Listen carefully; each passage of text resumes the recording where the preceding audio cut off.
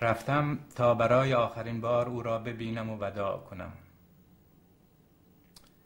پلک‌های متورمش را به سختی باز می کند و دستم را می گیرد. چرا شکایت نمی کنی پسرم؟ چرا از دست اونا به محکمه شکایت نمی کنی؟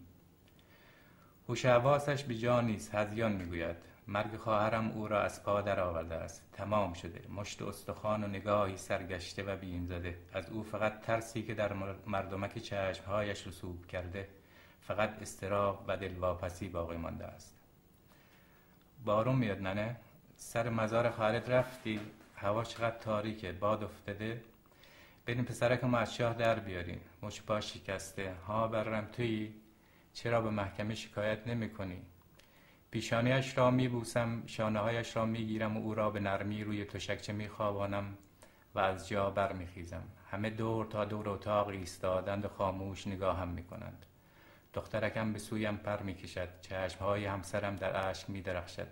برادرم پا به پا می مالد و بیتاب است. باید بروم. راه می افتم و تا دم در می روم. یک دم می مانم و نگاهشان می کنم. عزیزانم بر امواج می غلطند و از چشمم می افتند. می دوم. جلد می دوم تا آنها را، تا مادرم را جا بگذارم. نمی توانم. سایه به سایه‌ام می آید. صدایش را در سرتاسر راه در کوههای مه گرفته می شنوم. او را در مساجد آنکارا و استانبول میان زنهای مقنعه پوش می بینم. کنار دریای مرمره کنار به کنارم می آید. قدم می زند. خطوط چهرهش بر تمامی کاشی‌های قدیمی حک شده است.